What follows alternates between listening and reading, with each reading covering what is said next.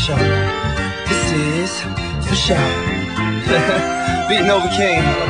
Yeah, one of them jump out boys. You just tuned into the Nathan Seven Scott Experience. In this interview, DJ's going to answer very candid questions about HIV and how it affects our community. So stay tuned. If you have friends that you want to join you to watch this, you should definitely gather around. This will definitely be a very thought-provoking exclusive. So, Thing that I blasted out the boombox, Tupac, digital underground. you know your friends are. You know which friends you want to see listen to you. You know which friends. Those specific friends you talk about behind their back. You say that they're positive. You think they should get tested, or they've gotten tested. They went back to the results. We don't care. So, at the age of 20, you're told that you have a virus with no cure. How did that make you feel? Wow. I was 20.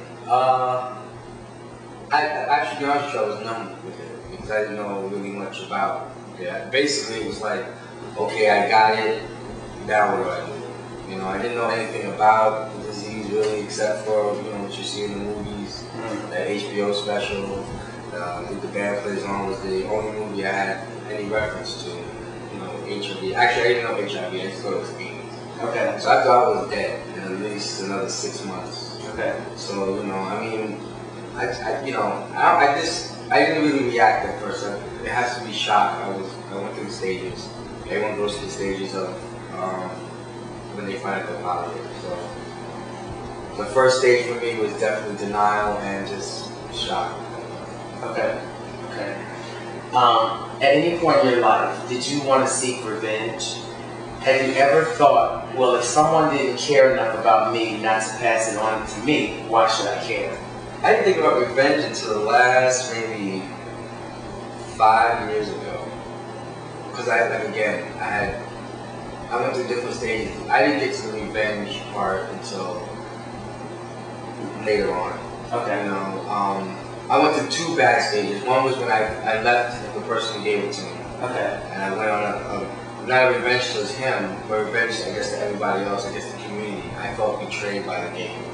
Okay. Because I just came out. Okay. I came out, first band I was with, got it, you know, so I don't even know how it feels to be gay without being positive. So, okay.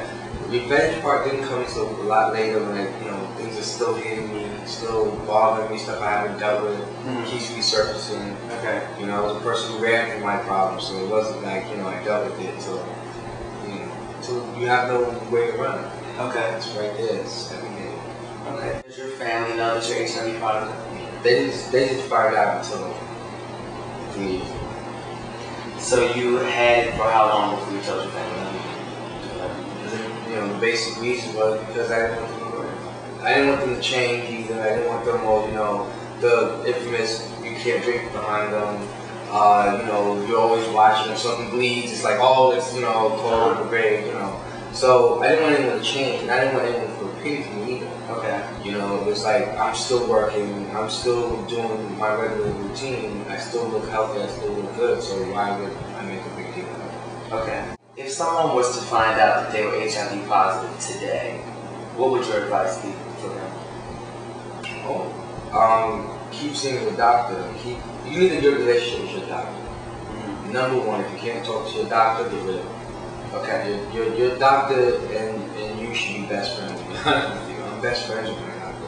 Okay. I have to sit down and tell my doctor, you know, because you got to discuss medications. You have to discuss the reactions to the medications, the different types of regimens you're going to go on. Okay. Also dealing with the emotional part of it, you know, dating and all that. Yet he won't stare at us. Cameras flashing, can't believe the news. We just trying to stay alive. They call it black people losing. If this helps, that your doctor knows how to talk to you, knows, you know, how to get you to do. I didn't want to take medication for the first 5 years. Okay. Okay. Until I was forced to, because the numbers looked bad. My doctor, we sat down. My doctor sat me down for hours. Talk to me. God, I just want you to consider it. Finally did it, you know, did it for like 2 years. You do need that open relationship with your doctor. You do need you need some type of support you know, a friend or a family member, usually that's going to be very difficult. Most of the time you get a friend. You know, I had a good friend close to me that he quit and we became closer after that because, you know, he had someone you could talk to. Okay. If it's just one person, you know. So that's why I say have a good relationship with your doctor, because sometimes it's your doctor. That's okay. Okay. So I was having a conversation with a friend about how HIV is the new welfare. Do you think that there are people out there who purposely seek to become infected to enjoy the benefits that come along with having it? Wow. This is, you got enough time? Yes. I believe there's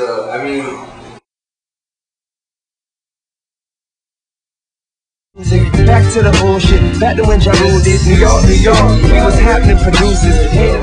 I was acting, I was going on auditions, and I needed help just kind of getting through, and I said, you know, all these people are on welfare. I know people very close to me, you know, I know, you know, that have the disease, okay, but they're healthy, okay, they can work.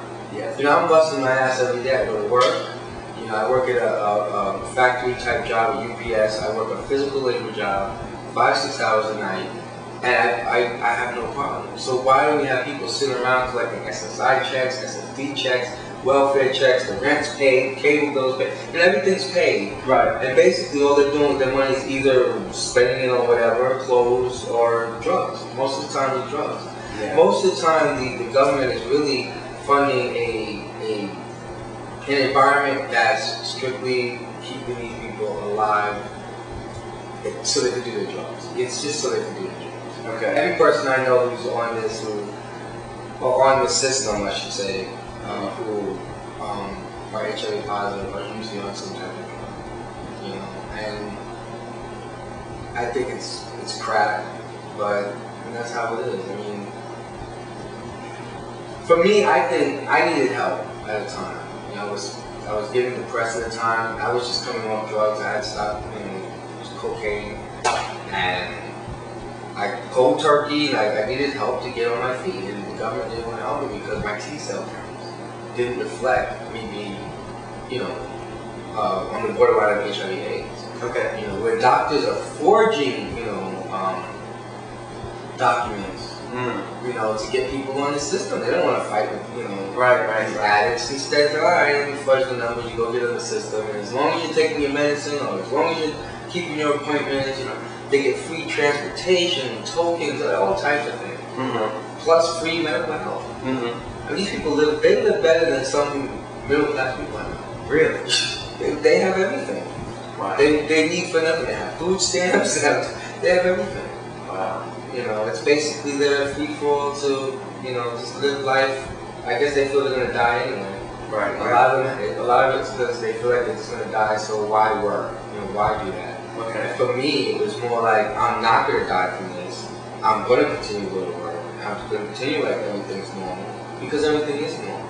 Okay. You know, the only thing that's different is these numbers I see my doctor tell me, which every single time, oh, you're good. Oh, you're good. You know what I'm saying? So after a while, you just forget that you are. Okay. There's many times like, you know, yeah, I am HIV positive. Okay. You know, I even forgot counting how many years. It wasn't until recently when I was like, oh, 14 years. It's been 14 years. You know, and it's just weird.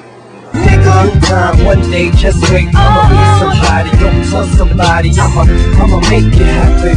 You'll see, I'ma make it happen. In due time, one day, just wait. I'ma be somebody, don't tell somebody.